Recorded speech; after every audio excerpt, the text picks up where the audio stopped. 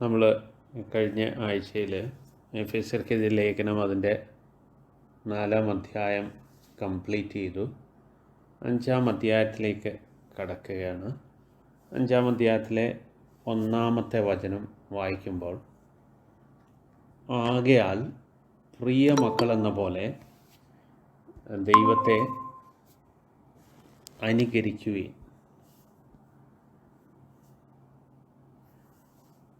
ഇങ്ങനെയാണ് ദൈവത്തിൻ്റെ വചനത്തിൽ നമ്മൾ കാണുന്നത്. അപ്പോൾ ഇവിടെ ആ വാക്യത്തിനകത്ത് ആകയാൽ, ഇംഗ്ലീഷിലും കൂടെ ഒന്ന് വായിക്കാം. Therefore be imitators of God as beloved children. പ്രിയ മക്കളെന്ന പോലെ ദൈവത്തെ അനുകരിക്കുന്നവർ ആകുക. അപ്പോൾ ഇവിടെ നമ്മളെപ്പോഴും പറയാറുള്ള പോലെ ദൈവത്തെ അതുകൊണ്ട് എന്ന് പറഞ്ഞ ഒരു വാക്ക് ഉപയോഗിക്കുമ്പം എപ്പോഴും നമ്മൾ മുകളിലോട്ട്, അല്ലെങ്കിൽ ഈ പാസേജിന് കുറച്ചുകൂടെ മുകളിലോട്ട്, അല്ലെങ്കിൽ കുറേ അധ്യായങ്ങൾക്ക് അതിന് മുമ്പുള്ള സെൻറ്റൻസസ് മാത്രം ആവണമെന്നില്ല, കുറേ കൂടി മേളിലുള്ള ചാപ്റ്റേഴ്സൊക്കെ ആയിട്ട് അതിന് ബന്ധമുണ്ട്. അപ്പോൾ നമ്മൾ ഓൾറെഡി കണ്ടു കഴിഞ്ഞു. എഫെസ്യർക്ക് ലേഖനം 1 മുതൽ 3 വരെയുള്ള അധ്യായം അടിസ്ഥാനമായിട്ടുള്ള ക്രിസ്ത്യൻ ഫൗണ്ടേഷനാണ്, നമ്മുടെ ഫണ്ടമെൻ്റൽ ഫെയ്ത്താണ്, അടിസ്ഥാനപരമായ വിശ്വാസമാണ്.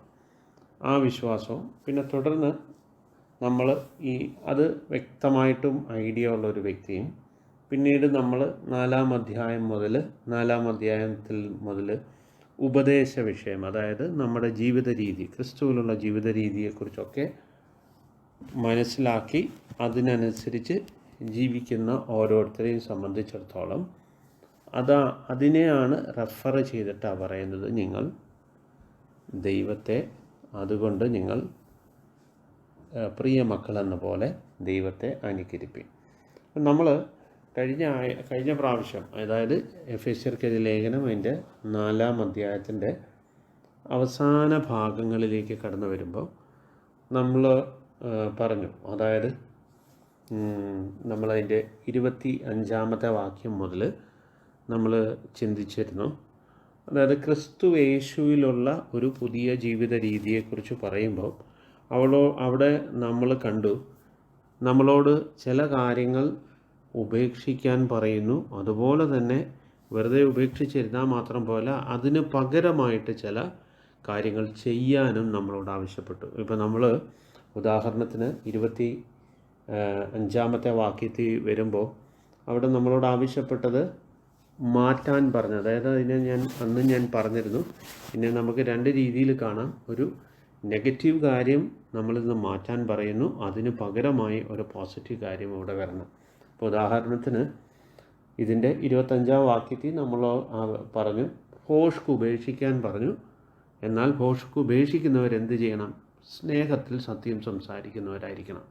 അപ്പം നമുക്ക് നമ്മുടെ ക്രിസ്തീയ ജീവിതം എന്ന് പറയുന്നത്, നമുക്ക് കുറച്ച് ഇനിയും മുതൽ കള്ളം പറയാതിരുന്നാൽ മാത്രം പോരാ, സ്നേഹത്തിൽ സത്യം സംസാരിക്കുന്നവരും കൂടി ആക്കണം. എങ്കിൽ മാത്രമേ ഈ ക്രിസ്ത്യൻ ലൈഫ് ബാലൻസ്ഡ് ആയി പോകത്തുള്ളൂ. ഞാൻ ഇനി മുതൽ പാപമൊന്നും ചെയ്യാതിരുന്നാൽ മാത്രം പോരാ, ദൈവം എന്താണോ അതിൻ്റെ പോസിറ്റീവായിട്ട്, എന്തിനാണോ ദൈവം പാപത്തിൽ നിന്ന് നമുക്ക് ജയം തന്നത്, ആ ഉദ്ദേശം നമ്മളിൽ നിറവേറപ്പെടുന്നില്ലെങ്കിൽ നമ്മളെ ദൈവം വിളിച്ചത് കൊണ്ട് പ്രയോജനമൊന്നും ഉണ്ടാവുന്നില്ല. അപ്പോൾ നമ്മൾ ആ വാക്യത്തിൽ നമ്മൾ താഴോട്ട് വരുമ്പോഴെല്ലാം നമുക്ക് ഈ ഒരു ബാലൻസ് കാണാൻ പറ്റും. അപ്പോൾ ഫോൾസ്ഹുഡ് ഉപേക്ഷിച്ചിട്ട് സത്യം സംസാരിക്കാൻ പറയുന്നു. അടുത്ത വേർഡിൽ 26-ാമത്തെ വാക്യത്തിൽ നിങ്ങളിനിയും ദേഷ്യപ്പെടരുതെന്ന് പറയുന്നു. എന്നാൽ നിങ്ങൾ പാപം ചെയ്യരുത്. ആ ദേഷ്യമെന്ന് പറയുന്നത് എന്ത് ചെയ്യണം? സൺസെറ്റിന് മുമ്പേ, സൂര്യൻ അസ്തമിക്കുന്നതിന് മുമ്പേ സെറ്റിൽ ചെയ്യണമെന്ന് പറയുന്നു. സോ ദേഷ്യപ്പെടാൻ പാടില്ല എന്ന് കർത്താവിൻ്റെ വേർഡ് പറയുന്നു. അതുപോലെ തന്നെ ഈക്വലി ഇമ്പോർട്ടൻ്റ് ആയിട്ട് പറയുകയാണ്, അത് അഥവാ അങ്ങനെയൊന്നുണ്ടായാൽ എന്ത് ചെയ്യരുത്? അത് വെച്ചുകൊണ്ടിരിക്കരുത്, അത് നിരപ്പ് പ്രാപിച്ചേ മതിയാവും. ഇനി നമ്മൾ കാണുന്ന ഒരു കാര്യം അടുത്ത വേർഡിൽ, അതായത് 27-ാമത്തെ വചനത്തിൽ പറഞ്ഞ് പിശാചിന് ഇടം കൊടുക്കരുത്. നമ്മൾ അതൊക്കെ ചിന്തിച്ചതാണ്. നമ്മൾ പിറ്റേ ദിവസം വരെ ആക്കിയാൽ ഉണ്ടാകുന്ന പ്രതിസന്ധികൾ എന്തൊക്കെയാണെന്നുള്ളതൊക്കെ നമ്മൾ കണ്ടു കഴിഞ്ഞു. അതുപോലെ തന്നെ 28-ാമത്തെ വാക്യത്തിൽ വചനം പറയുകയാണ്, മോഷ്ടിക്കരുത്. അപ്പോൾ മോഷ്ടിക്കരുത് എന്ന് പറഞ്ഞ് നിർത്തുവല്ല ചെയ്യുന്നത്, മോഷ്ടിക്കരുതെന്ന് ദൈവം ഒരാളെ ഉപദേശിക്കുമ്പോൾ, അതായത് മോഷണം എന്ന് പറയുന്നത്, മോഷണം ചെയ്തുകൊണ്ട് കർത്താവിനെ അറിയാതിരുന്ന കാലത്ത് മോഷണം ചെയ്തുകൊണ്ടിരുന്നവനെ അവൻ മോഷണം നിർത്തി, ഇനി മുതൽ അവൻ മോഷ്ടിക്കാതെ ജീവിക്കുക. അതുകൊണ്ട് ക്രിസ്തീയ ജീവിതം നിൽക്കുന്നില്ല. ക്രിസ്തീയ ജീവിതത്തിൻ്റെ ഹാഫ് ആയതേ ഉള്ളൂ. അടുത്ത ഹാഫ് എന്താണ്? അവനോട് പറഞ്ഞേക്കുന്നത്, മോഷണം നിർത്തിയിട്ട് നീ നിൻ്റെ കൈ കൊണ്ട് വേല ചെയ്ത് സൽപ്രവൃത്തി ചെയ്യുക. Do what is good to others. നീ നിനക്ക് വേണ്ടി മാത്രമല്ല അധ്വാനിക്കേണ്ട, മറ്റുള്ളവർക്കും കൂടെ നന്മ ചെയ്യുക. കാരണം കഴിഞ്ഞ കാലങ്ങളിൽ നീ മോഷ്ടിച്ച് നിൻ്റെ സെൽഫിഷ്നെസ് കൊണ്ട്, നിൻ്റെ സ്വയം മാത്രം വിശ്വസിച്ച് മറ്റുള്ളവർക്ക്, മോഷണം കൊണ്ട് മറ്റുള്ളവർക്ക് എത്രത്തോളം ഉപദ്രവം ഉണ്ടായതോ ഇതൊന്നും നീ നോക്കിയില്ല. മറ്റുള്ളവരുടെ നന്മ നോക്കിയില്ല. മറ്റുള്ളവർ ശേഖരിച്ചു വെച്ച പല പല വലിയ വലിയ കാര്യങ്ങൾക്ക് വേണ്ടി ശേഖരിച്ചു വെച്ചത് ഒരു മനസാക്ഷിയുമില്ലാതെ മോഷണം കൊണ്ടുപോയ നീ ഇനി മോഷണം നിർത്തുക എന്ന് മാത്രമല്ല അവനോട് പറഞ്ഞത്, നീ മോഷണത്തിന് പകരം ഒരു പോസിറ്റീവ് കാര്യം പറയുകയാണ്, you must do good works. അതിന് നിനക്ക് എന്ത് വേണം?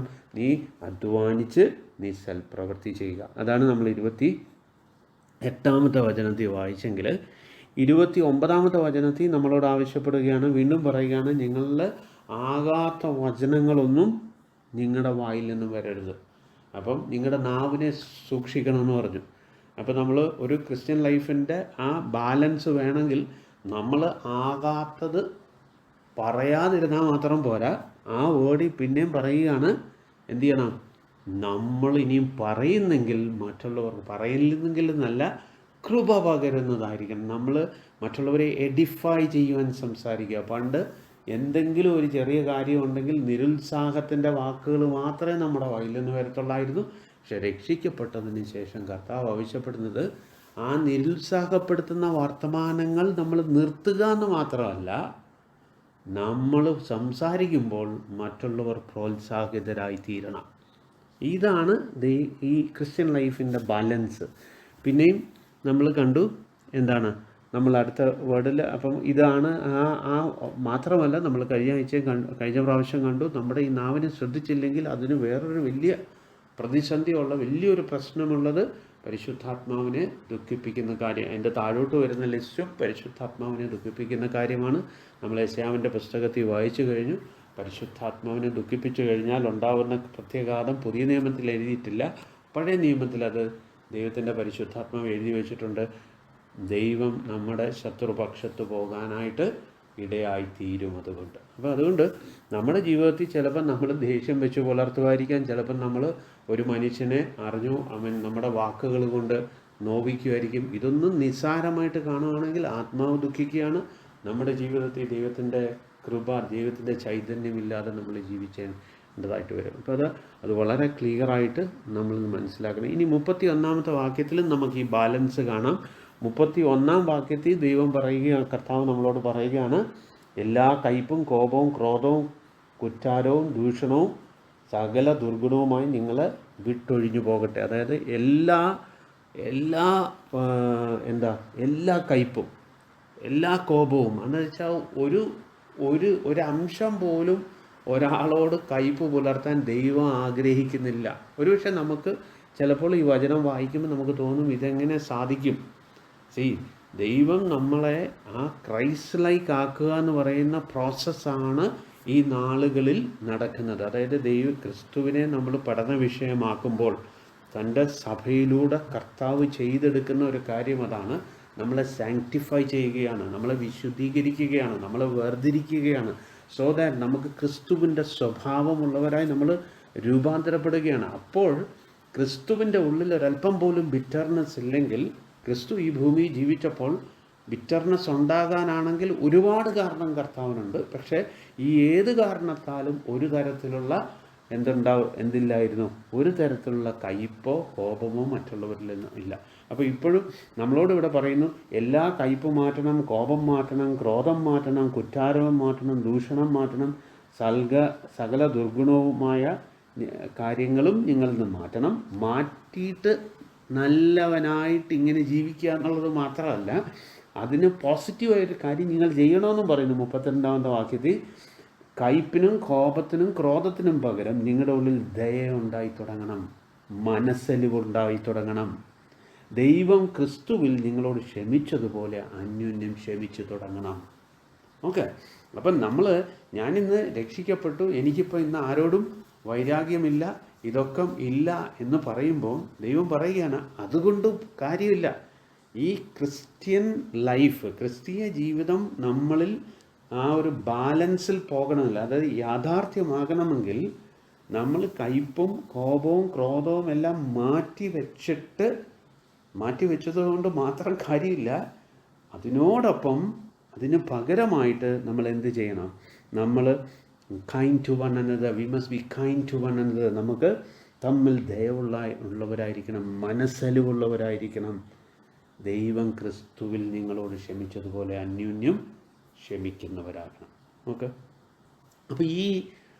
അപ്പം അതായത് നമ്മളിത് ശ്രദ്ധിക്കേണ്ട ഒരു കാര്യം, കർത്താവ് ഇതിന് മുമ്പ് തന്നെ ഈ ഒരു എഫിഷ്യൻസിൽ ഈ ഒരു ബാലൻസിനെ കുറിച്ച് പഠിപ്പിക്കുമ്പോഴും കർത്താവ് ഓൾറെഡി സുവിശേഷത്തിൽ ഈ ഒരു ബാലൻസ് പഠിപ്പിച്ചിട്ടുണ്ട്. നമുക്ക് 2 വാക്യങ്ങളൊന്ന് വായിച്ചിട്ട് നമുക്ക് ഇതിലേക്ക് വരാം. അതായത് ആദ്യമായിട്ട് മത്തായിയുടെ സുവിശേഷം അതിൻ്റെ 12-ാം അധ്യായത്തിൽ, അതുതന്നെയാണ് ലൂക്കോസിൻ്റെ സുവിശേഷത്തിൽ എഴുതിയിരിക്കുന്നത്. അപ്പം 12-ാം അധ്യായത്തിൽ ജസ്റ്റ് അത് മാത്രം വായിച്ച് ലൂക്കോസിൻ്റെയും ഒന്ന് റെഫറൻസ് പറഞ്ഞ് നമുക്കങ്ങ് പോകാം.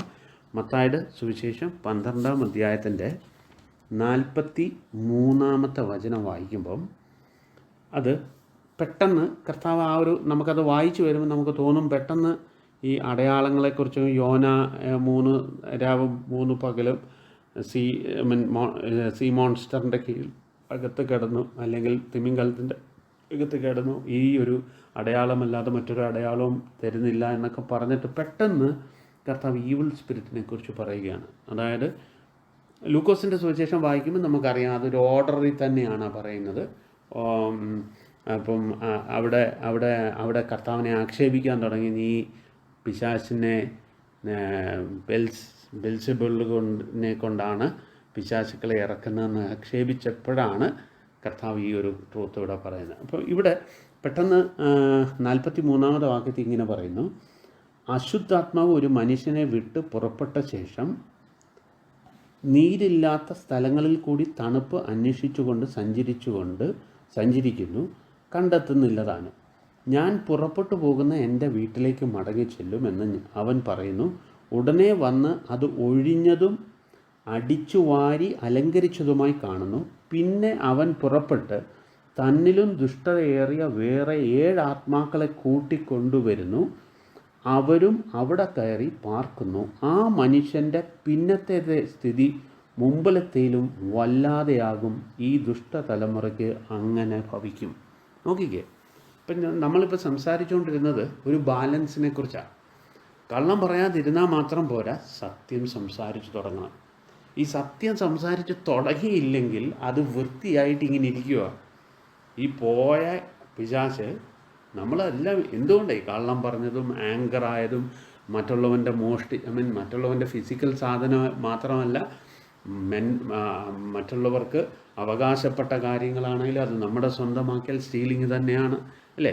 മറ്റുള്ളവരെ മുറിപ്പെടുത്തുന്ന അല്ലെങ്കിൽ മറ്റുള്ളവരെ നിരുത്സാഹപ്പെടുത്തുന്ന വാക്കുകൾ, ഇതെല്ലാം പറഞ്ഞ ഒരു കാലമുണ്ട്. ഇതിനു പകരം ദൈവം ആഗ്രഹിക്കുന്ന തലത്തിൽ നമ്മൾ എത്തിയില്ലെങ്കിൽ, അല്ലെങ്കിൽ ദൈവം ആഗ്രഹിക്കുന്ന പോസിറ്റീവ് കാര്യങ്ങളാൽ നമ്മൾ നിറയപ്പെട്ടില്ലെങ്കിൽ, നമ്മൾ ഈ പഴയ കാലത്തിൽ ഇങ്ങനെ ജീവിച്ച എന്തുകൊണ്ടാണ്? സൈറ്റനിക് ഇൻഫ്ലുവൻസ് കൊണ്ടാണ്.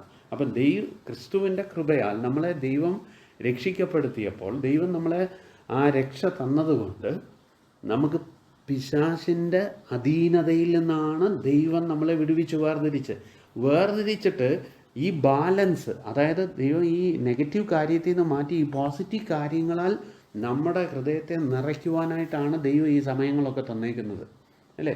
കള്ളം പറയുന്ന സ്വഭാവം ഉള്ളവൻ എന്താ ചെയ്യേണ്ടത്? പിന്നെ അവന് സത്യം സംസാരിക്കാൻ അവന് എന്ത് വേണം?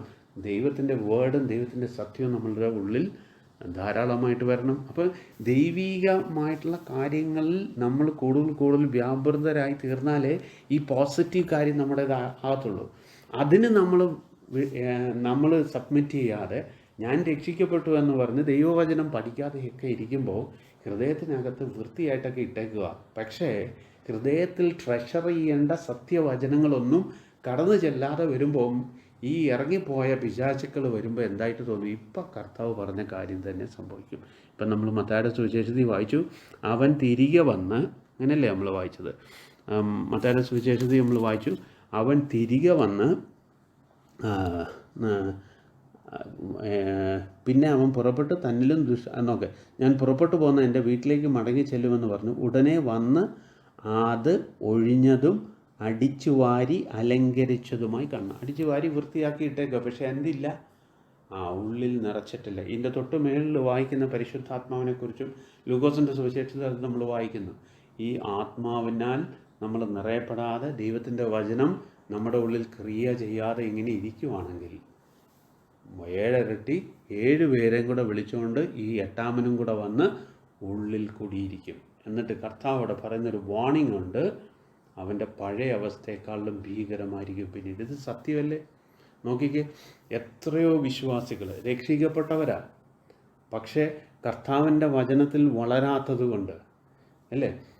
പണ്ട് ഒരു കള്ളവും കാണിക്കാത്തവരായിരിക്കാം, പക്ഷേ രക്ഷിക്കപ്പെട്ടിട്ട് കർത്താവിൻ്റെ വേർഡിൽ വളരാതെ ഇരുന്ന് ഇന്ന് ബൈബിള് വിറ്റ് കാശാക്കി ഏറ്റവും വലിയ കള്ളന്മാരായി മാറിയ. അപ്പോൾ ഈ വേർഡൊന്നും തെറ്റുകയില്ല. എന്തുകൊണ്ടാണ്? ഇതിൻ്റെ എല്ലാം കാരണം ദൈവം പറഞ്ഞിരിക്കുന്ന ഒരു കാര്യം, ആ ബാലൻസ് മനസ്സിലാക്കാതെ ജീവിക്കുന്നുണ്ടാണ്. നമ്മൾ രക്ഷിക്കപ്പെട്ടു എന്നതുകൊണ്ട് നമ്മുടെ ക്രിസ്ത്യൻ ലൈഫ് സക്സസ്ഫുൾ ആകുന്നില്ല. ക്രിസ്ത്യൻ ലൈഫ് ബാലൻസ്ഡ് ആയിട്ട് പോകണമെങ്കിൽ ദൈവം പറഞ്ഞിരിക്കുന്ന കാര്യങ്ങളാൽ നമ്മുടെ ഹൃദയത്തെ നിറയ്ക്കണം. അപ്പം ദൈവത്തിൻ്റെ വചനം സകല ഐശ്വര്യത്തോടു കൂടി നമ്മുടെ ഉള്ളിൽ വാസം ചെയ്യുക എന്നുള്ളതാണ് ദൈവം ആഗ്രഹിക്കുന്നത്. അതിന് നമ്മളെ തന്നെ സമർപ്പിച്ചു കൊടുക്കുന്നില്ലെങ്കിൽ ഇതൊന്നും സംഭവിക്കാൻ പോകുന്നില്ല. നമ്മൾ പിശാചിന് പിന്നെയും എക്സ്പോസ്ഡ് ആയിട്ട് നിൽക്കുകയാണ്. ഇപ്പം കർത്താവ് പറഞ്ഞ വാക്ക് പോലെ തന്നെ. അതുപോലെ തന്നെയുള്ള വചനമാണ് ലൂക്കോസ് 11-ാം അധ്യായത്തിൽ വരുമ്പോൾ അവിടെ നമ്മൾ കാണുന്ന ഇതേ പാസേജാണ്. ലൂക്കോസ് 11-ന്റെ 26-ാമത്തെ വചനം വായിക്കുമ്പോൾ നോക്കിയാൽ മതി. 25-ാമത്തെ വാക്യം. ഇവിടെ നമ്മൾ മേളിലോട്ട് വായിക്കുമ്പോൾ 13-ാം വചനം പറയുന്നത് പരിശുദ്ധാത്മാവിനാൽ നിങ്ങൾ ചോദിപ്പിൻ, എന്നാൽ പരിശുദ്ധാത്മാവിനെ നിങ്ങൾക്ക് എത്രയധികം നൽകും. എന്നിട്ട് ഞാൻ മുമ്പേ പറഞ്ഞ കാര്യമാണ്, ഉടനെ പിശാചിനെ ഇറക്കുന്നത് അവൻ പിശാചിനെ വെച്ചുകൊണ്ടാണെന്നും കർത്താവിന് തിരിച്ചു മറുപടി പറയുന്നു, അങ്ങനെയൊന്നും സംഭവിക്കത്തില്ല, പിശാചിനെ കൊണ്ട് തന്നെ പിശാച് ഇറങ്ങിയാൽ അവൻ്റെ രാജ്യം അങ്ങനെ നിലനിൽക്കും എന്ന് പറഞ്ഞിട്ട് കർത്താവ് പറയുന്ന കാര്യമാണ്. 25-ാമത്തെ വാക്യത്തിൽ വീണ്ടും നമ്മളവിടെ വായിച്ച തന്നെ, അശുദ്ധാത്മാവ് ഒരു മനുഷ്യനെ വിട്ടുപോയിട്ട് നീരില്ലാത്ത പ്രദേശങ്ങളിൽ തണുപ്പ് തിരിഞ്ഞു നടക്കുന്നു, കാണാതിരുന്നിട്ട് ഞാൻ വിട്ടുപോകുന്ന വീട്ടിലേക്ക് മടങ്ങി ചെല്ലുമെന്ന് പറഞ്ഞു ചെന്നു. അത് അടിച്ച് വാരി അലങ്കരിച്ച് കാണുന്ന അപ്പോൾ അവൻ പോയി തന്നിലും ദുഷ്ടതയേറിയ 7 ആത്മാക്കളെ കൂട്ടിക്കൊണ്ടുവരുന്നു. അവയും അതിൽ കടന്നു പാർത്തിട്ട് ആ മനുഷ്യൻ്റെ പിന്നത്തെ സ്ഥിതി മുമ്പിലത്തേനേക്കാൾ വലുതായി ഭവിക്കും. കർത്താവ് 2 ഇടത്തായി വാണിംഗ് തന്നിരിക്കുന്നത്. നമ്മളിത് പലപ്പോഴും ഈ പിശാച് ബാധിച്ചവനെക്കുറിച്ച് മാത്രമേ ഈ പാസേജ് വായിക്കുമ്പോൾ ചിന്തിക്കത്തുള്ളൂ. നമ്മളിൽ നിന്ന് എത്ര ദുരാത്മാക്കൾ പോയെന്ന് നമുക്കറിയാവോ? നമ്മളെ ഈ കർത്താവ് പറഞ്ഞേക്കുന്നത്, ഈ ലോകത്തിലെ ദൈവം എന്ത് ചെയ്തേക്കുക, നമ്മുടെ ഹൃദയത്തെ കുരുടാക്കി വെച്ചിരുന്ന ഒരു കാലമുണ്ട്. അതിൽ നിന്ന് ദൈവം വിടുവിച്ചിട്ട് അതിൻ്റെ പോസിറ്റീവ് സൈഡ് നമ്മൾ ചെയ്തില്ലെങ്കിൽ നമ്മുടെ ഹൃദയദൃഷ്ടി പ്രകാശിക്കാനും, ആ ഹൃദയദൃഷ്ടി പ്രകാശിച്ചിട്ട് ദൈവത്തിൻ്റെ വചനത്താൽ നമ്മുടെ ഹൃദയത്തെ നമ്മൾ സാച്ചുറേറ്റഡ് ആക്കിയില്ലെങ്കിൽ ഇതേ കാര്യം നമ്മളിൽ സംഭവിക്കും. എന്നിട്ട് നമ്മുടെ കണ്ടീഷൻ അതുമാതിരി ഇവിടെ ശ്രദ്ധിക്കേണ്ട ഒരു കാര്യം, നമ്മുടെ കണ്ടീഷൻ ഏറ്റവും വേഴ്സ്റ്റായി മാറും. ഇത് വലിയൊരു വാണിംഗ് ആണ്, നമ്മളെപ്പോഴും ശ്രദ്ധിക്കേണ്ട ഒരു കാര്യമാണ്. ഒരു വാക്യം അപ്പം നമ്മളിത് കർത്താവ് പറഞ്ഞു. ഇനിയും അപ്പോസ്തലന്മാർക്കും വേറിട്ടൊരു അഭിപ്രായമില്ല, ഇതേ കാര്യം തന്നെയാണ്. 2 പത്രോസ് 2-ാം അധ്യായത്തിൽ വരുമ്പം അപ്പോസ്തലനും പറയുന്നത് അത് തന്നെയാണ്. നോക്ക് 20-ാമത്തെ വാക്യം, 2 പത്രോസ് 2-ാം അധ്യായത്തിൻ്റെ 20-ാമത്തെ വാക്യം വായിക്കാം. കർത്താവും രക്ഷിതാവുമായ യേശുക്രിസ്തുവിൻ്റെ പരിജ്ഞാനത്താൽ ലോകത്തിൻ്റെ മാലിന്യം വിട്ടോടിയവർ.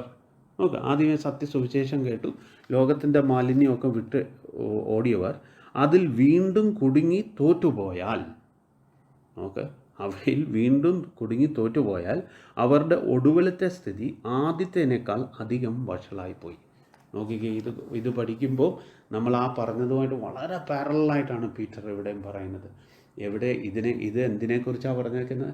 തോൽവിയെക്കുറിച്ചാണ്. തോൽവി എന്ന് പറഞ്ഞാൽ എന്താ? പാപത്തോട് തോക്കുകയാണ്.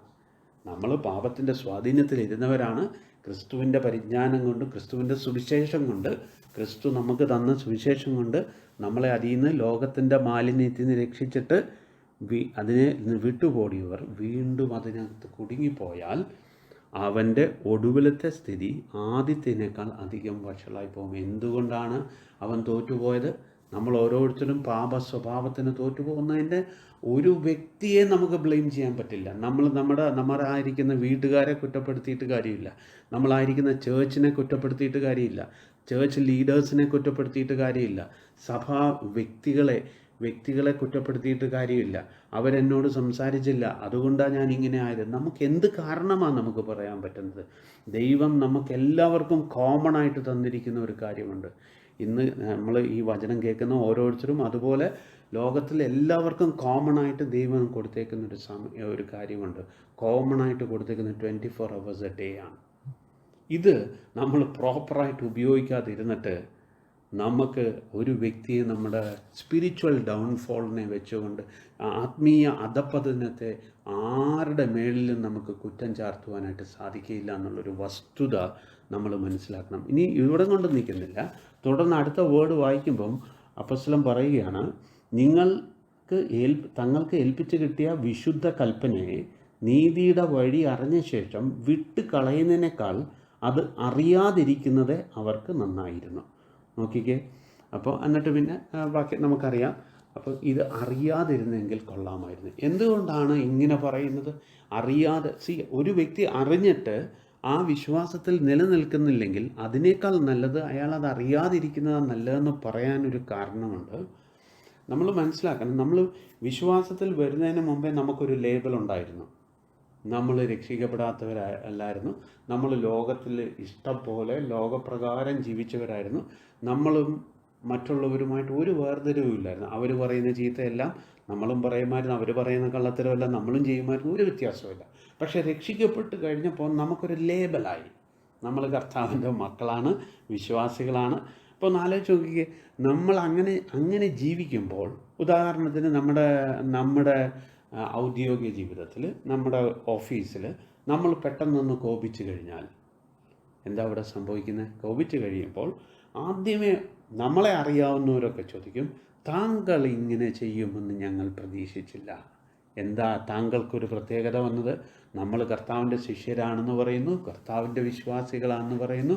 അവിടെ സംഭവിക്കുന്ന ഒരു കാര്യം, ഏറ്റവും ഞാൻ മനസ്സിലാക്കുന്ന ഒരു കാര്യം, അപ്പോസ്തലന് ഏറ്റവും വലിയ കൺസേൺ മറ്റൊന്നുമല്ല, കർത്താവിൻ്റെ നാമം ദൂഷിക്കപ്പെടുകയാണ് ചെയ്യുന്നത്.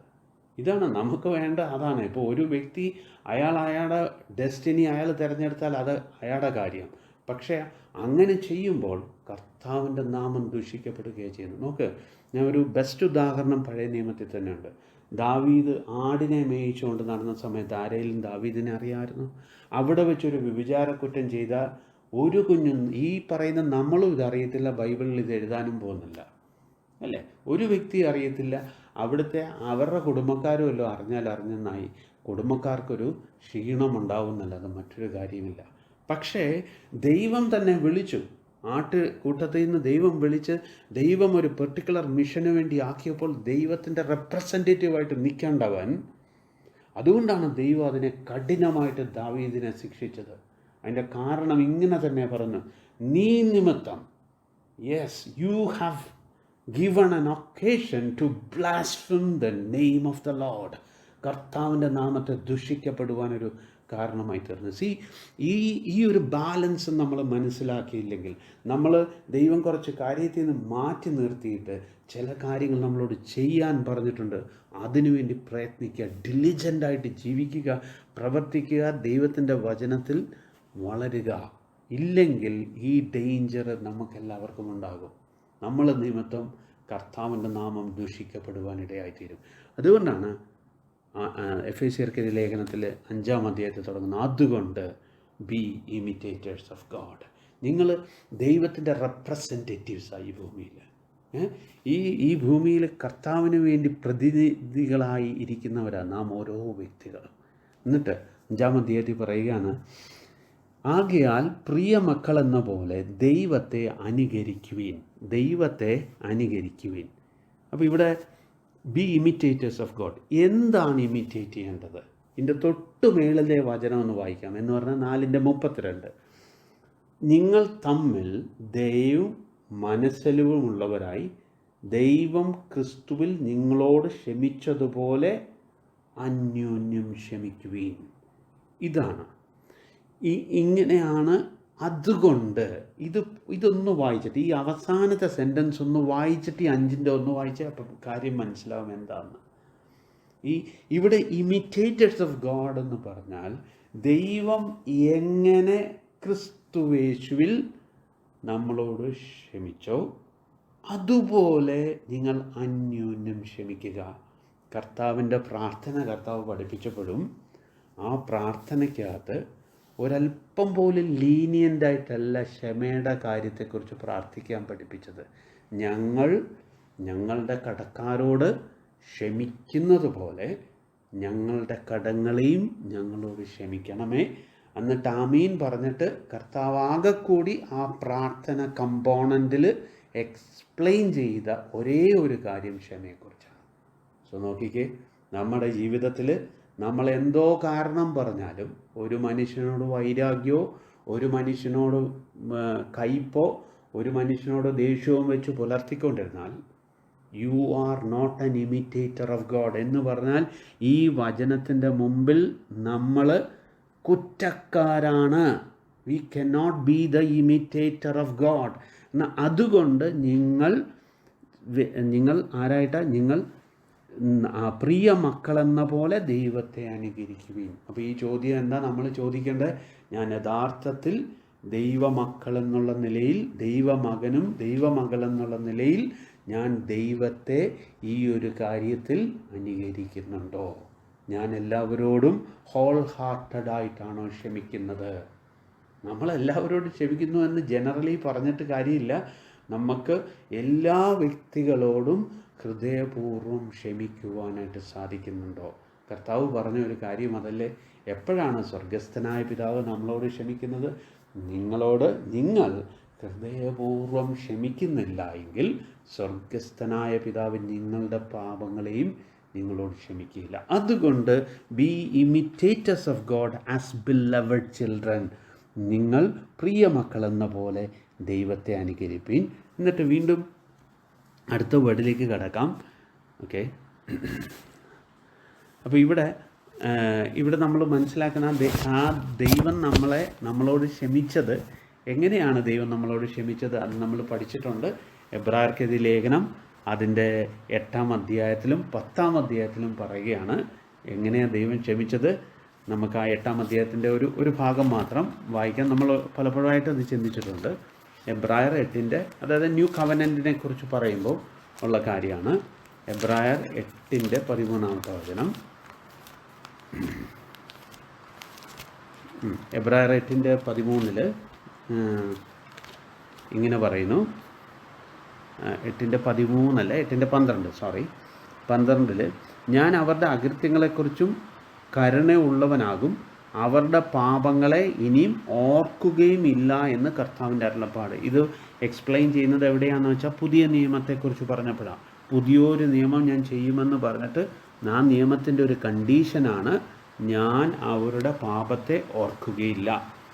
അതുപോലെ തന്നെ 10-ൻ്റെ 17 വായിക്കുമ്പോഴും നമുക്ക് അതേ വാക്യം തന്നെ കാണാൻ പറ്റും. അവരുടെ പാപങ്ങളെയും അകൃത്യങ്ങളെയും ഞാൻ ഇനിയും ഓർക്കുകയില്ല എന്ന് അരുളി ചെയ്യുന്നു. 2 പ്രാവശ്യം വീണ്ടും പറയുക. ഇപ്പം ദൈവത്തിൻ്റെ ക്ഷമയെക്കുറിച്ച് പറയുമ്പോൾ ഇപ്പോൾ ഇതിൻ്റെ അർത്ഥം എന്താ? ദൈവം മറന്നു പോകുന്നതാണോ? അല്ല. ഓർക്കുകയില്ല എന്ന് പറഞ്ഞാൽ ശരിക്കും അതിൻ്റെ ഒരു യഥാർത്ഥ മീനിങ് എന്ന് പറയുന്നത് ഹി റെഫ്യൂസ് ടു റിമെമ്പർ എന്നുള്ളതാണ്. അതായത് ഓർക്കാൻ ഇഷ്ടപ്പെടുന്നില്ല. Hesitate to remember. ഓർക്കാൻ ഇഷ്ടപ്പെടാതെ ഇരിക്കുക. അതായത് നമ്മളൊന്ന് നോക്കിയാൽ മതി. നമ്മളൊരാളോട് ക്ഷമിക്കുന്നു പറഞ്ഞാലും നമ്മളോട് ചെയ്ത ക്രൂരതകളൊന്നും നമുക്കൊരിക്കലും മറക്കാൻ പറ്റത്തില്ല. അത് മെമ്മറിയിൽ തന്നെ ഇരിക്കും. ബട്ട് നമുക്ക് അയാളെ ആത്മാർത്ഥമായിട്ട് ക്ഷമിക്കണമെങ്കിൽ വിൽഫുള്ളായിട്ട് അല്ലേ എന്ത് ചെയ്യണം? അത് I'm refusing to remember. അങ്ങനത്തെ ഒരു ചിന്ത വന്നാൽ പോലും അതിനെ ഓവർകം ചെയ്യാനായിട്ട് നമുക്ക് പറ്റണം. അതിനാണ് ദൈവകൃപ വേണ്ടത്. കൃപയാലാണ് അത് സാധിക്കുന്നത്. സോ ദാറ്റ് ആ ദൈവം ക്ഷമിച്ചതുപോലെ നമുക്കും ക്ഷമിക്കുവാനായിട്ട് സാധിക്കും. അതുകൊണ്ട് നിൽക്കുന്നില്ല. 2-ാം വാക്യത്തിലേക്ക് കിടക്കുമ്പോൾ, ക്രിസ്തുവും നിങ്ങളെ സ്നേഹിച്ച് നമുക്ക് വേണ്ടി തന്നെത്താൻ ദൈവത്തിന് സൗരഭ്യവാസനയായ വഴിപാടും യാഗവുമായി അർപ്പിച്ചതുപോലെ സ്നേഹത്തിൽ നടക്കുവിൻ. Walk in love. നിങ്ങളുടെ നടപ്പ് സ്നേഹത്തിലായിരിക്കണം. എങ്ങനെ സ്നേഹിക്കണം?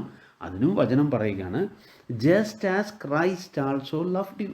ക്രിസ്തു നിങ്ങളെ സ്നേഹിച്ചതുപോലെ and gave himself up for us, an offering and a sacrifice to God as a fragrant aroma. അപ്പം കർത്താവ് എങ്ങനെയാണ് നമ്മളെ സ്നേഹിച്ചത്? കർത്താവ് തന്നെത്താൻ കൊടുത്തപ്പോൾ ആ സ്നേഹം ദൈവത്തിന് സൗരഭ്യവാസനയായി, നല്ല മണം പകരുന്ന യാഗമായി, വഴിപാടായി മാറി. അങ്ങനെ സ്നേഹത്തിൽ നടക്കുവാനാണ് പറഞ്ഞേക്കുന്നത്. ഇപ്പം നമുക്ക് ഓൾറെഡി അറിയാം, കർത്താവ് ഈ ഒരു വിഷയത്തെക്കുറിച്ച് യോഹന്നാൻ്റെ സുവിശേഷം 13-ാം അധ്യായത്തിൽ നമ്മളോട് ഒരു കാര്യം കർത്താവ് പറയുന്നുണ്ട്. യോഹന്നാൻ്റെ സുവിശേഷം 13-ാം അധ്യായം, അവിടെ 13-ാം അധ്യായത്തിൻ്റെ 34-ാമത്തെ വചനം ഇങ്ങനെ പറയുകയാണ്. നമുക്കെല്ലാവർക്കും അറിയാവുന്ന, നമ്മൾ വളരെ ഫെമിലിയറായ വാക്യമാണ്, നിങ്ങൾ തമ്മിൽ സ്നേഹിക്കണമെന്ന് പുതിയൊരു കൽപ്പന ഞാൻ നിങ്ങൾക്ക് തരുന്നു. അപ്പം ഇവിടെ ഈ പുതിയൊരു കൽപ്പന, ആ ഒരു ഫ്രേസിനെ കുറിച്ചൊന്ന് ചിന്തിക്കേണ്ടതായിട്ടുണ്ട്. എന്തിനാണ് കർത്താവ് പുതിയൊരു കൽപ്പന എന്ന് പറഞ്ഞത്? അപ്പം ഈ സ്നേഹത്തെക്കുറിച്ച് പഴയ ഒരു കൽപ്പന ഉണ്ടെങ്കിൽ അതെന്താണ്? നമുക്ക് മത്തായിയുടെ സുവിശേഷം 22-ാമത്തെ ഇവിടെ ഒരു കൈവച്ചാണ്, നമുക്കിതൊരു കമ്പാരിസൺ വേണ്ടിയാണ്. മത്തായിയുടെ സുവിശേഷം അതിൻ്റെ 22-ന്റെ 39-ാമത്തെ വചനത്തിലേക്ക് വരാം. അവിടെ നമുക്കറിയാം, ഈ 22-ാം അധ്യായത്തിൻ്റെ 39 എന്ന് പറഞ്ഞാൽ അതിൻ്റെ പശ്ചാത്തലം തുടങ്ങുന്നത് 34 മുതലാണ്. നമുക്കെല്ലാവർക്കും അറിയാം, ഒരാൾ വന്ന് ചോദിക്കുകയാണ്, കർത്താവ് കൽപ്പനകളിൽ ഏറ്റവും പ്രധാനപ്പെട്ട കൽപ്പന ഏതാണെന്ന്. Teacher, which is the great commandment in the law? ഈ പ്രമാണത്തിലുള്ള ഏറ്റവും വലിയ കൽപ്പന ഏതാണെന്ന് ചോദിച്ചപ്പോൾ കർത്താവ് അത് രണ്ടായിട്ട് ചുരുക്കി. നമുക്കെല്ലാവർക്കും അറിയാം, ഒന്ന് ദൈവത്തെ സ്നേഹിക്കുക, ആ രണ്ടാമത്തെ വേർഡാണ് നമുക്ക് ഇന്നത്തെ ഈ ഒരു വചനവുമായിട്ട് ബന്ധപ്പെട്ട് നമുക്ക് അറിയേണ്ടത്. അവിടെ പറയുകയാണ് 39-ാമത്തെ വാക്യത്തിൽ ഇങ്ങനെ പറയുന്നു, കൂട്ടുകാരനെ നിന്നെ പോലെ തന്നെ സ്നേഹിക്കണം. എങ്ങനെ സ്നേഹിച്ചാൽ മതി എന്നാണ് പറഞ്ഞേ? കൂട്ടുകാരനെ നിന്നെ പോലെ സ്നേഹിച്ചാൽ മതി. നിന്നെ പോലെ, നീ എങ്ങനെ നിന്നെ തന്നെ സ്നേഹിക്കുന്നോ അതുപോലെ നീ മറ്റുള്ളവരെ സ്നേഹിക്കുക. ഇത് പുതിയ നിയമത്തിൽ ആദ്യമേ പറയുന്ന വചനമല്ല. നമുക്ക് അറിയാം, ലേവ്യ പുസ്തകം 19-ാം അധ്യായത്തിൻ്റെ 18-ാമത്തെ വചനം വായിക്കുമ്പം, ഞാനത് ഇംഗ്ലീഷിലൊന്ന് വായിക്കാം, ഞാൻ എഴുതി വെച്ചേക്കുന്നത്. You shall not take vengeance nor bear any grudge against the sons of your people, but you shall love your neighbour as yourself. I am the Lord. നിങ്ങൾ നിങ്ങളുടെ അയൽക്കാരനെ നിങ്ങളെപ്പോലെ തന്നെ സ്നേഹിക്കുക, ഞാൻ കർത്താവാകുന്നു. ഇത് ലേവ്യ പുസ്തകം 19-18. ഇത് പഴയ കൽപ്പനയാണ്, അല്ല പുതിയതായിട്ട് കർത്താവ് ഇൻസ്റ്റിറ്റ്യൂട്ട് ചെയ്ത കൽപ്പനയല്ല. പഴയ നിയമകാലത്ത് ഉള്ള കൽപ്പന തന്നെയാണ് കർത്താവ് ഇവിടെ പറഞ്ഞത്, നിൻ്റെ അയൽക്കാരനെ നിന്നെ പോലെ തന്നെ സ്നേഹിക്കുക. യോഹന്നാൻ്റെ സുവിശേഷത്തിൽ വന്നപ്പോൾ പറയുകയാണ്, ഞാൻ ഇപ്പോൾ ഇവിടെ 34-ാമത്തെ വചനത്തിൽ നിങ്ങൾ തമ്മിൽ സ്നേഹിക്കണമെന്നൊരു പുതിയൊരു കൽപ്പന. അതെങ്ങനെ പുതിയ കൽപ്പനയാണ്? പുതിയ കൽപ്പന തന്നെയാണ്. കാരണം ഇവിടെ ഈ പുതിയ കൽപ്പനയായതിൻ്റെ കാരണം, ഇവിടെ സ്നേഹിക്കാൻ പറയുന്നത് നീ നിന്നെ പോലെ തന്നെ നീ മറ്റുള്ളവരെ സ്നേഹിക്കാനല്ല പറയുന്നത്. നമുക്കൊന്നുകൂടി ശ്രദ്ധിച്ചു വായിക്കാം. എന്തുകൊണ്ടാണ് ഇത് പുതിയൊരു കൽപ്പനയായി മാറിയത്? നിങ്ങൾ തമ്മിൽ സ്നേഹിക്കണമെന്ന് പുതിയൊരു കൽപ്പന ഞാൻ നിങ്ങൾക്ക് തരുന്നു. ഞാൻ നിങ്ങളെ സ്നേഹിച്ചതുപോലെ നിങ്ങൾ തമ്മിൽ സ്നേഹിക്കണം. ഇവിടെ എങ്ങനെ സ്നേഹിക്കണമെന്നാണ് നമ്മളോട് ന്യൂ കവനൻ്റ് ബിലീവേഴ്സിനോട് പറഞ്ഞത്. നീ നിന്നെ തന്നെ സ്നേഹിക്കുന്നത് പോലെ സ്നേഹിക്കാനല്ല പറഞ്ഞത്. യേശു കർത്താവ് നമ്മളെ സ്നേഹിച്ചതുപോലെ നിങ്ങൾ തമ്മിൽ സ്നേഹിക്കണം. അങ്ങനെ സ്നേഹിക്കണമെങ്കിൽ അതെങ്ങനെയാണ് ദൈവം സ്നേഹിച്ചത്? ഇവിടെ നമ്മൾ വായിച്ചു, എഫേസ്യർക്ക് ലേഖനത്തിൽ അതിന് ഉത്തരവുണ്ട്. എങ്ങനെയാ ക്രിസ്തു നിങ്ങളെ സ്നേഹിച്ചു, നമുക്ക് വേണ്ടി തന്നെത്താൻ ദൈവത്തിന് കൊടുത്തു. ഇവിടെ ഇംഗ്ലീഷിൽ വായിക്കുമ്പോൾ you gave himself up for us, നമുക്ക് വേണ്ടി അവൻ നൽകപ്പെട്ടു. അവൻ്റെ സ്വന്തം ഹിതങ്ങൾ അല്ലേ. അപ്പം ഞാൻ എൻ്റെ ഇഷ്ടം ചെയ്യാനല്ല ഈ ഭൂമിയിൽ വന്നത്. ഓരോ ദിവസവും സ്വന്തം ഇഷ്ടങ്ങളെ ഡിനൈ ചെയ്ത് പിതാവിൻ്റെ ഇഷ്ടം മാത്രം ചെയ്ത് ക്രൂശ് മരണം വരെയും പിതാവിൻ്റെ ഇഷ്ടത്തിന് സമർപ്പിച്ചു കൊടുത്തു. ആ പ്രാർത്ഥന വരെയും ദൈവമേ, എൻ്റെ ഇഷ്ടമല്ല അവിടുത്തെ ഇഷ്ടം നിറവേറപ്പെടണമെന്ന് പറയുമ്പോൾ അങ്ങനെ നമുക്ക് ആ ദൈവത്തിൻ്റെ കർത്താവിന് നമ്മളോടുള്ള സ്നേഹത്തിൻ്റെ പ്രദർശനം എങ്ങനെയായിരുന്നു? കർത്താവിൻ്റെ ഓരോ കാര്യങ്ങളിലും കർത്താവ് തന്നെ കൊടുത്തു അല്ലേ. തന്നെത്താൻ ദൈവത്തിന് സൗരഭ്യവാസനയായ വഴിപാടും യാഗവുമായി കൊടുത്തു. അങ്ങനെയാണെങ്കിൽ നമുക്ക് അതുപോലെ മറ്റുള്ളവരെ സ്നേഹിക്കണമെങ്കിൽ നമ്മുടെ സ്വയം ഒരുപാടെടുത്ത് ഗിവ് അപ്പ് ചെയ്യേണ്ടതായിട്ട് വരും. അങ്ങനെ സ്നേഹിക്കുമ്പോഴാണ് അത് ന്യൂ കമാൻഡ്മെൻ്റ് ആകുന്നത്, പുതിയൊരു കൽപ്പനയാകുന്നത്, പുതിയ കൽപ്പനയുടെ സ്റ്റാൻഡേർഡിൽ എത്തത്തുള്ളൂ. ഇതാ ദൈവം ആഗ്രഹിക്കുന്നത്. വളരെ ക്ലിയറായിട്ട് അവിടെ നമ്മളെ പഠിപ്പിക്കുകയാണ്. സോ എങ്കിൽ മാത്രമേ ആ സ്നേഹം, അങ്ങനെ നമ്മൾ പരസ്പരം സ്നേഹിക്കുമ്പോഴാണ് കർത്താവിന് അത് സൗരഭ്യവാസനയായി മാറും. കാരണം അങ്ങനത്തെ സ്നേഹത്തിന് എപ്പോഴും എന്തുണ്ട്? എപ്പോഴും ഒരു ത്യാഗമുണ്ട്, എപ്പോഴും ഒരു സ്വയം സെൽഫ് ഡിനായലുണ്ട് അല്ലേ. എന്നെ മുറിവേൽപ്പിച്ച ഒരു വ്യക്തി ചേർച്ചിലായിരിക്കാം, എന്നെ മുറിവേൽപ്പിച്ച് എന്നെക്കുറിച്ച് ആവശ്യമില്ലാത്തതൊക്കെ പറഞ്ഞുകൊണ്ട് നടന്ന വ്യക്തിയായിരിക്കാം. പക്ഷേ അയാളോട് മിണ്ടണോ വേണ്ടായോ എന്നായിരിക്കും നമ്മുടെ ഉള്ളിൽ വരുന്ന ചിന്ത. Yes, I am giving myself. എനിക്ക് എന്തെങ്കിലും നഷ്ടമുണ്ടായിക്കോട്ടെ, എന്നെ എത്ര വേണേലും ആയിക്കോട്ടെ, I'm going to talk to him. ഞാൻ ആ വ്യക്തിയോട്, ആ സഹോദരനോട് അല്ലെ ആ സഹോദരിയോട് ഞാൻ പോയി മിണ്ടാൻ പോവുകയാണ്. എന്തുവാണ് നമ്മൾ ഡിനൈ ചെയ്യുന്നത്? അവിടെ ഒരു സാക്രിഫൈസ് ഉണ്ടാകുകയാണ്. സോ അതാണ് സ്വീറ്റ് സ്മെല്ലിങ് ആരോമയായിട്ട്, സൗരഭ്യവാസനയായിട്ട് ദൈവത്തിൻ്റെ മുമ്പിൽ അർപ്പിക്കപ്പെടുന്നത്. നമ്മൾ ഒരു സാക്രിഫൈസ് ഇല്ലാതെ ക്രിസ്തു നമ്മളെ സ്നേഹിച്ചതുപോലെ നമുക്കൊരിക്കലും മറ്റുള്ളവരെ സ്നേഹിക്കാൻ സാധിക്കത്തില്ല. സോ നമുക്കങ്ങനെ ഒരു സാക്രിഫൈസ് വേണമെങ്കിൽ എവിടെയും നമുക്ക് കർത്താവ് പറഞ്ഞ പ്രിൻസിപ്പിളിലേക്ക് നമ്മൾ എത്തിയേ പറ്റൂ. അതെ, അവൻ്റെ ശിഷ്യനാകാൻ ആഗ്രഹിക്കുന്നെങ്കിൽ താൻ ത്യജിക്കുന്ന ആ സാക്രിഫൈസ് അവിടെ ഉണ്ടെങ്കിൽ we can exhibit this love. അപ്പോഴാണ് കർത്താവിൻ്റെ സ്റ്റാൻഡേർഡിൽ നമുക്ക് ജീവിക്കാനായിട്ട് സാധിക്കത്തുള്ളൂ. നമുക്ക് അടുത്ത വേർഡിലേക്ക് കിടക്കാം. മൂന്നാമത്തെ വാക്യം, ദുർനടപ്പും യാതൊരു അശുദ്ധിയും അത്യാഗ്രഹവും നിങ്ങളുടെ ഇടയിൽ പേര് പറയുക പോലും അരുത്. ഞാനത് ഇംഗ്ലീഷിൽ വായിക്കാം. But immorality or any impurity or greed must not be even named among you as is proper among saints. അല്ലേ, അങ്ങനെയാകുന്നു വിശുദ്ധന്മാർക്ക് ഉചിതം. അപ്പം നമുക്ക് ആ വാക്യം മാത്രം ഒന്ന് എടുക്കാം. എന്തൊക്കെയാ? ഒരു 3 കൂട്ടം കാര്യങ്ങളെക്കുറിച്ച് പറയുകയാണ്. ദുർനടപ്പ്, യാതൊരു അശുദ്ധി, ഇംഗ്ലീഷിൽ ഇമ്മൊറാലിറ്റി ഓർ എനി ഇംപ്യൂരിറ്റി. ഈ 2 കാര്യങ്ങളും ലൈംഗികമായ പാപത്തെക്കുറിച്ചാണ്. അപ്പം ലൈംഗിക പാപം എന്ന് പറയുമ്പോൾ നമുക്കെല്ലാവർക്കും അറിയാം, ഏറ്റവും ഹൈ ഗ്രേഡായിട്ടുള്ള ഒരു സിന്നാണ്. ദൈവം കർശനമായിട്ട് ശിക്ഷിക്കുമെന്ന് പറഞ്ഞ ഒരു സിന്നാണ്. കർശനമായിട്ടും ശിക്ഷിക്കും. അത് പഴയ നിയമത്തിൽ മാത്രമല്ല, പുതിയ നിയമത്തിലും തെസ്സലോനിക്കർക്ക് ലേഖനത്തിലും ദൈവം പറയുന്ന ഒരു കാര്യമാണ്. സെക്ഷൽ ഇമ്മോറാലിറ്റിയെ, ലൈംഗികമായ പാപമെന്ന് പറയുമ്പോൾ അതെന്താണ്? അത് ഒരു അവിശ്വസ്തതയാണ് അല്ലേ. ഭാര്യ ഭർത്താവിനോടുള്ള അവിശ്വസ്തത, ഭർത്താവ് ഭാര്യയോടുള്ള അവിശ്വസ്തത ദൈവം വളരെ കർശനമായിട്ട് ശിക്ഷിക്കുന്ന ഒരു കാര്യമാണ് ഈ പാപം. അപ്പോൾ ഈ പാപമാണ്, ഈ 2 വാക്കുകളും ഈ ലൈംഗികമായ പാപവുമായിട്ട് ബന്ധമുള്ളതാണ്. ദുർനടപ്പും, നമ്മളെന്താ വായിച്ച, ദുർനടപ്പും യാതൊരു അശുദ്ധിയും. But immorality or any impurity, ഒരു അശുദ്ധിയും. ഈ 2 കാര്യങ്ങളും ഈ ഒരു സിന്നുമായിട്ട് നോക്കിക്കേ. ആ 2 കാര്യങ്ങൾ പറഞ്ഞ് മൂന്നാമതൊരു കാര്യം കൂടി അതിനകത്ത് അറ്റാച്ച് ചെയ്ത്, അത് വളരെ പ്രസക്തമായ ഒരു കാര്യമാണ്, അത്യാഗ്രഹവും. അപ്പം നമ്മൾ പണത്തിനോടുള്ള കൊതി എന്ന് പറയുന്നതിനെ നമ്മളൊരിക്കലും, നമ്മളൊരു നോർമൽ മനുഷ്യനായിട്ട് നമ്മൾ ചിന്തിക്കുകയാണ്, നമ്മളൊരിക്കലും അതിനെ വ്യഭിചാരവുമായിട്ട് തുലനം ചെയ്ത് നോക്കിയാൽ വ്യഭിചാരം തന്നെയാണ് കട്ടി, അല്ലയോ? നമ്മുടെ ലോകത്തിൻ്റെ ടേംസിൽ നമ്മളെല്ലാവരും അങ്ങനെ പറയത്തുള്ളൂ.